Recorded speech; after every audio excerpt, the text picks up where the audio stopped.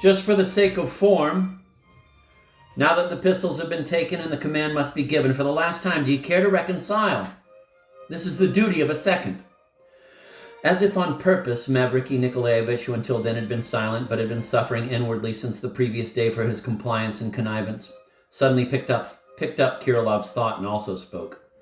I subscribe completely to Mr. Kirilov's words. The notion that it's impossible to reconcile standing at the barrier is a prejudice fit for the Frenchmen. Be it as you will, but I do not understand what the offense is and have long wanted to say. Because all kinds of apologies are being offered, aren't they? He blushed all over. Rarely had he chanced to speak so much and in such agitation. I again confirm my offer to present all possible apologies, Nikolai Vsevolodovich picked up with great haste. How is this possible? Gaganov cried out furiously, turning to Mavriky Nikolaevich and frenziedly stamping his foot. Do explain to this man, if you are my second and not my enemy, Mavriky Nikolaevich. He jabbed his pistol in the direction of Nikolai Vsevolodovich. That such concessions only add to the offense. He does not find it possible to be offended by me. He does not find it a disgrace to walk away from a duel with me. Who does he take me for after that in your eyes? And you are my second. You're simply irritating me so that I'll miss. He stamped his foot again. Spittle sprayed from his lips. Negotiations are over. I ask you to listen for the command, Kirilov shouted as loudly as he could. 1, 2, 3. At the word 3, the adversaries began walking towards each other. Gaganov raised his pistol at once and fired at the 5th or 6th step. He stopped for a second and, ascertaining that he had missed, walked quickly to the barrier.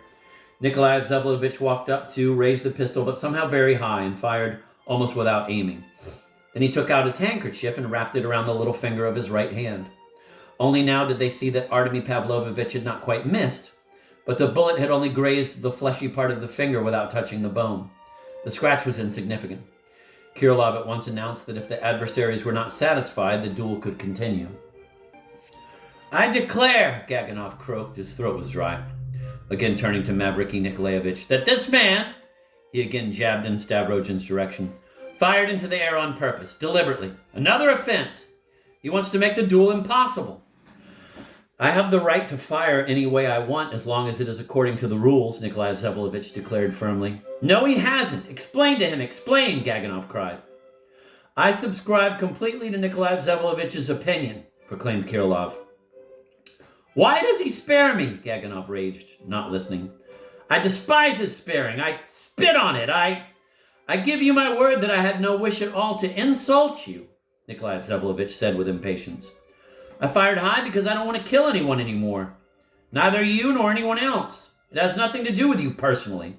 It's true that I do not consider myself offended, and I'm sorry that it makes you angry, but I will not allow anyone to interfere with my rights.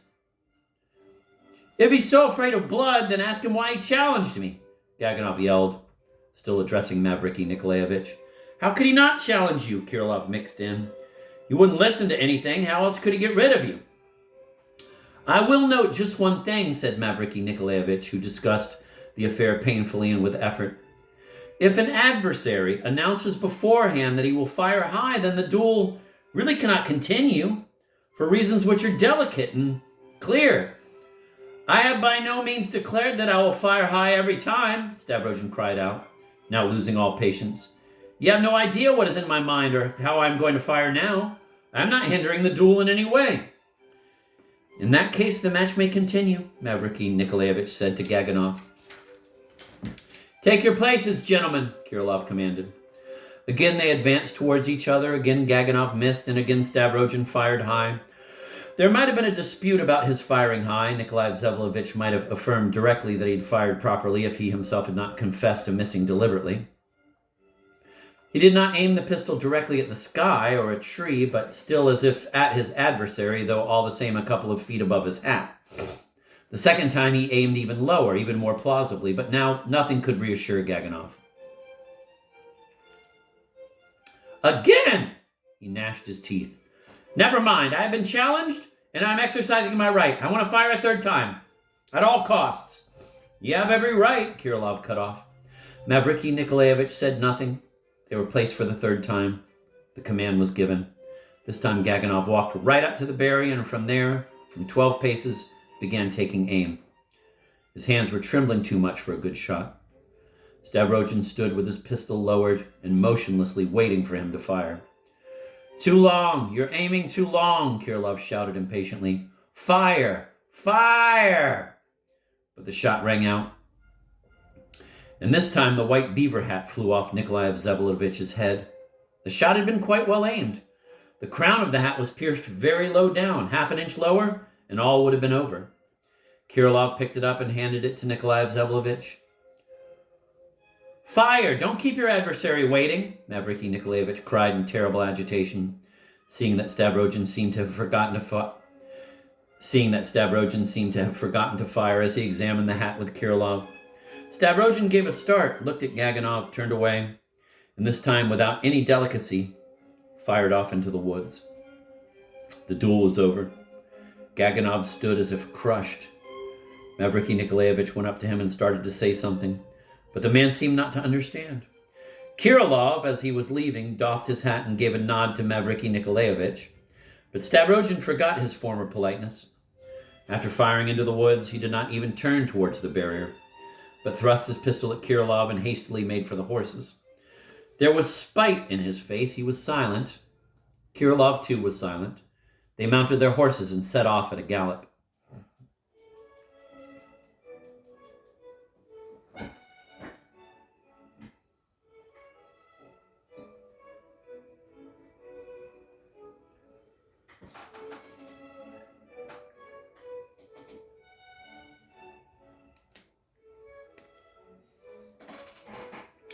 Why are you silent? He called impatiently to Kirilov not far from home.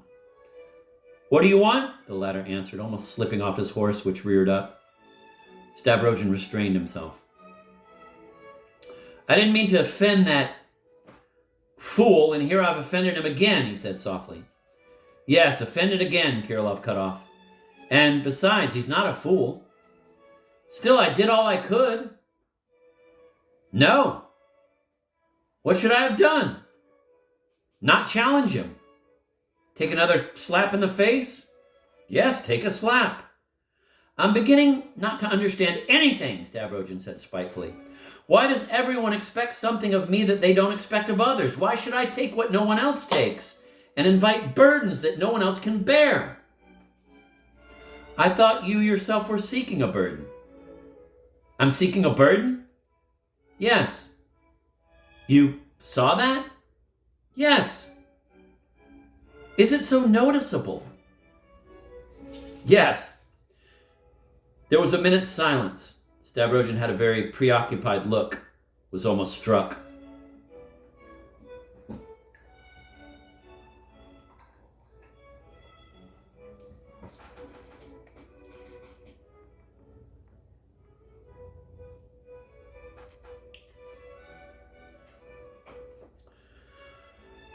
I didn't shoot at him because I didn't want to kill. There was nothing else, I assure you, he said hastily and anxiously, as if justifying himself. You shouldn't have offended him. And what should I have done? You should have killed him. You're sorry I didn't kill him? I'm not sorry about anything.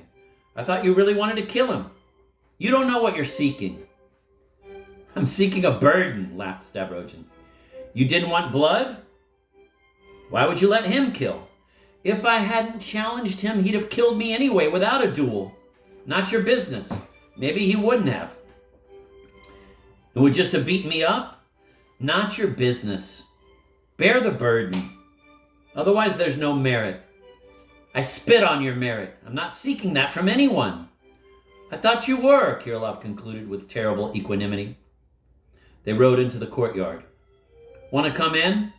Nikolai Vsevolovic offered. No, home. Goodbye. He got off the horse and took his box under his arm.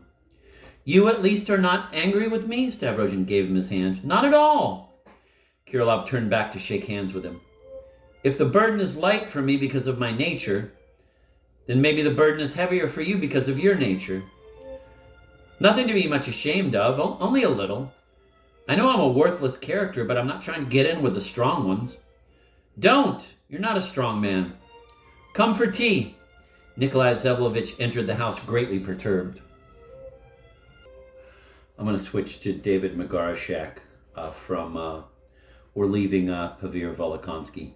He found out at once from the butler that Mrs. Stavrogin, very pleased that her son had gone out for a ride for the first time after the 8 days of his illness, had ordered her carriage and had driven out alone for a breath of fresh air, as she used to do regularly before. For, the butler added, during the last 8 days she had forgotten what it meant to have a breath of fresh air. Has she gone alone or with Miss Shatov? Stavrogin interrupted the butler with a quick question, and he frowned when he heard that Dasha felt too unwell to accompany his mother, and was at present in her rooms. Listen, old man, he said as though suddenly making up his mind.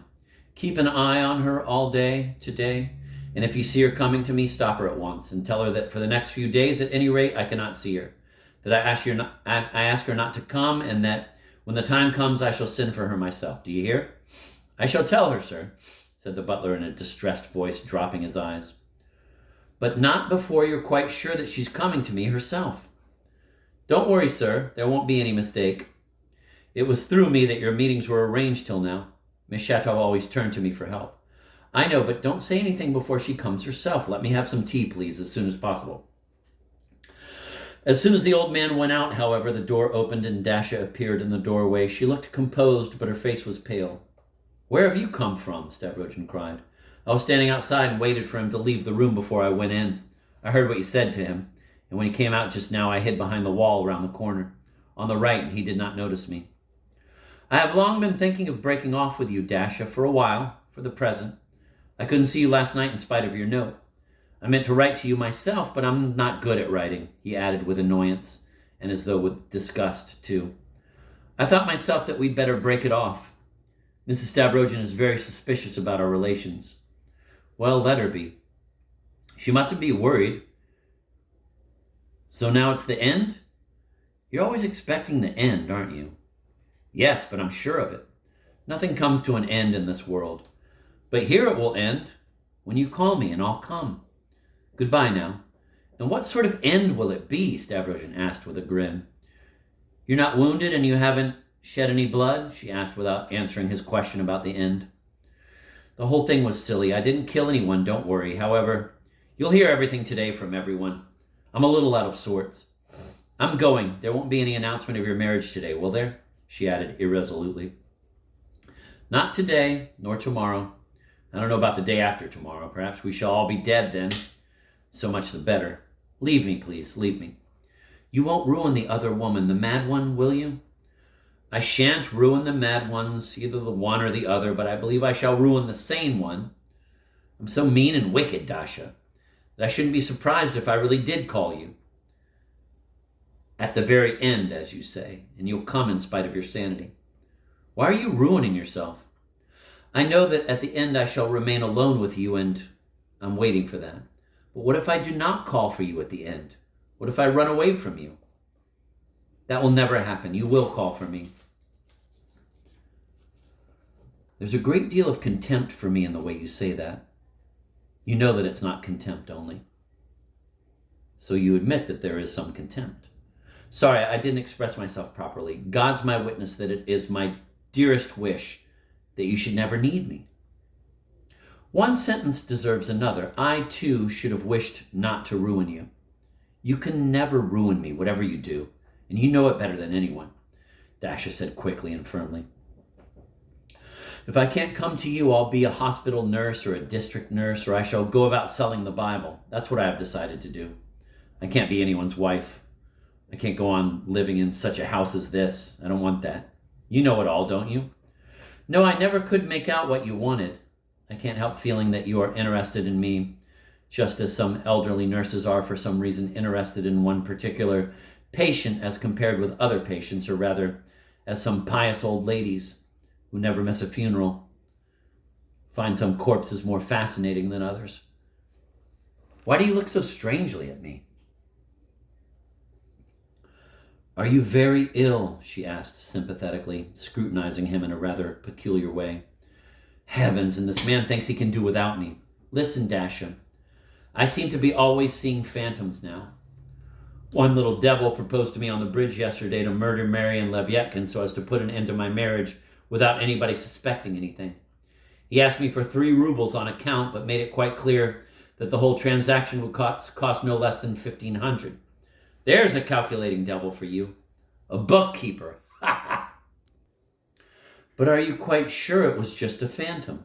Oh no, it wasn't a phantom at all. It was Fedka, the convict, an escaped prisoner. But that's not important. What do you think I did? I gave him all the money from my purse, and he is now absolutely convinced that I've given him that on account. You met him last night and he made you such a proposal, but can't you see that they've entangled you completely in their net? Oh, let them. But, he added with a malicious and irritable smile, I can see by the way you look at me that there's a question on the tip of your tongue you're dying to ask me. Dasha looked frightened. I've no question to ask you, and I've no doubts at all, she cried in alarm, as though wishing to get rid of the question. You'd better say nothing. You mean you're quite sure that I won't go to Fedka's shop? Oh, God, she cried, clasping her hands in despair. Why do you torture me like this? I'm sorry, forgive my silly joke. I expect I must be picking up bad manners from them. Since last night, you know, I feel awfully like laughing all the time without stopping for hours and hours. I seem to be infected with laughter. Listen, Mother has just arrived. I recognize her carriage by the noise it makes when it stops at the front steps. Dasha seized his hand. May the Lord protect you from your demon and... Call me as soon as possible. Oh, what sort of a demon is it? Simply a nasty, scrofulous little devil with a cold in his head, one of the failures. But I can see, Dasha, that there's something you again don't dare to say, isn't there? She looked at him with pain and reproach and turned to go. Listen, he called after her with a malicious, twisted smile. If. You see, if I were to go to that shop and then called for you afterwards, would you come after that? She went out without turning or replying, her face buried in her hands. She'll come even after I've been to the shop, he whispered after a moment's thought, and a look of disdainful contempt came into his face. A hospital nurse. Well, but perhaps that's really what I want.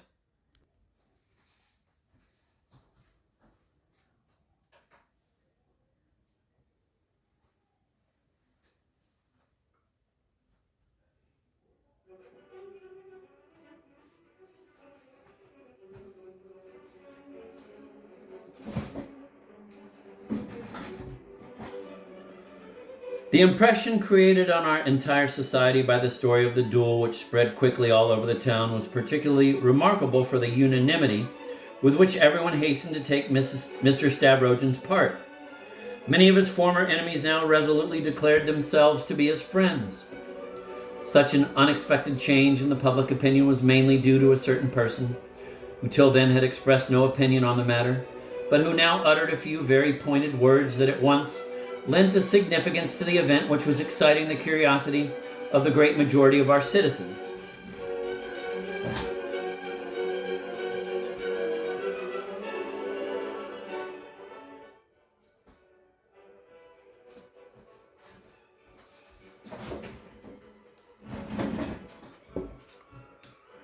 It happened like this. On the very next day after the duel, the whole town gathered at the house of our Marshal of Nobility, whose wife's name day it was. Julia Limp was present, or rather presided over the festivities. She arrived with Liza, radiant with beauty and looking particularly gay, which at once seemed rather suspicious to many of our ladies at this time.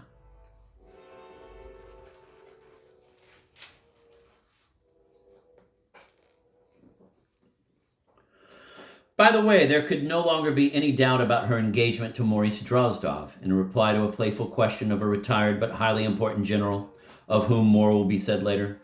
She said openly that evening that she was betrothed. And what do you think? Not one of our ladies would believe in her engagement. All of them went on stubbornly to assume some romance, some fatal family mystery, which had taken place in Switzerland, and for some reason Mrs. von Limp was supposed to have had a hand in it. It is difficult to say why these rumors, or as it were fancies, had gained so firm a hold, and why it was so resolutely maintained that Mrs. von Limp was involved in it. As soon as she came in, all turned to her with strange looks, all agog. I may add that because the duel had happened so recently, and because of the certain circumstances attending it, it was discussed with a certain circumspection at the party and in whispers. Besides, nothing was yet known about the steps the authorities intended to take. The two duelists, so far as was known, were not troubled by the police. It was common knowledge, for instance, that Mr. Gaganov had returned to his Dukovo estate early in the morning without any interference. Meanwhile, everybody, of course, was eager for somebody else to be the first to broach the subject and thus open the door to the impatience of everybody. They pinned their hopes on the above-mentioned general, and they were not disappointed. This general was one of the most pompous members of our club. He was not a very wealthy landowner, but a man of a most fascinating turn of mind, an old-fashioned lady killer, by the way, who was very fond in large assemblies of talking aloud with all the weighty authority of a general about the very subjects everyone spoke of in discreet whispers. That was, so to speak, his special role in our society.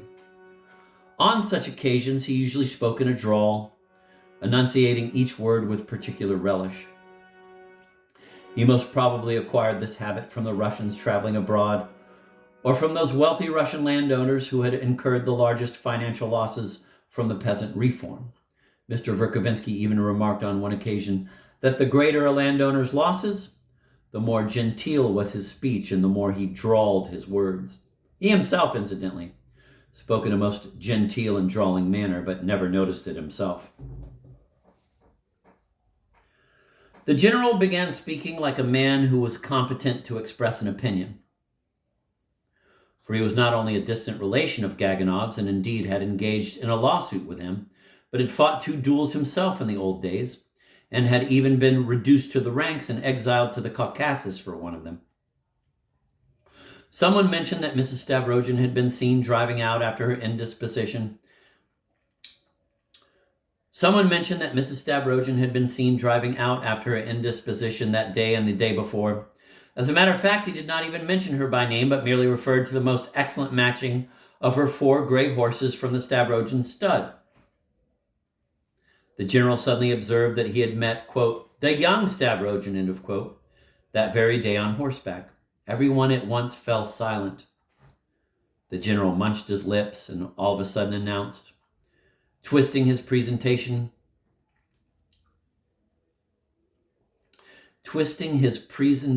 gold snuff box between his fingers. I'm going to have to switch and see what somebody else says. Twisting his presentation gold snuff box. It's really annoying.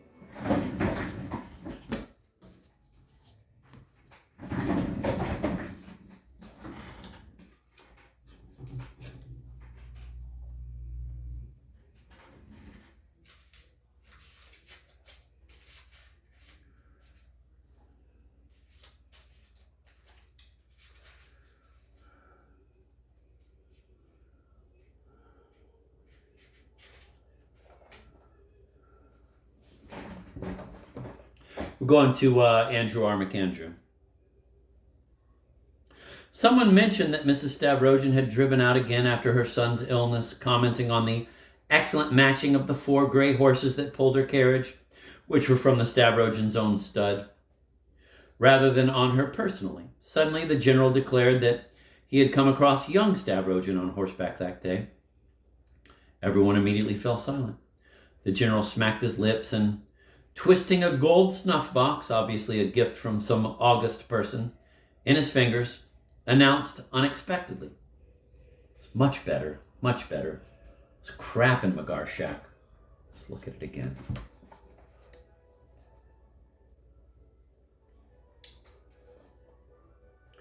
The general munched his lips and all of a sudden announced, twisting his presentation gold snuff box. What the fuck is this crap? Stupid Magarshak. Back to McAndrew. The general smacked his lips and, twisting a gold snuff box, obviously a gift from some august person, in his fingers, announced unexpectedly, I'm really sorry I wasn't here a few days ago. I was in Carlsbad at the time. I'm very interested in that young man. I heard so much about him when I came back that time. Now, is there any truth in the story that he's insane? Some people claim so then. Then, recently I heard that some student insulted him in front of some female relatives of his, and that he crawled under the table. And now Stepan Sasatsky has just told me that Stavrogin fought a duel with that fellow Gaganov. Seems he challenged him with the sole objective of offering his forehead as a target to an enraged man, just in order to be left alone by him. That's a throwback to the traditions of the Guards in the 1820s. Does he have any friends around here with whom he maintains relations?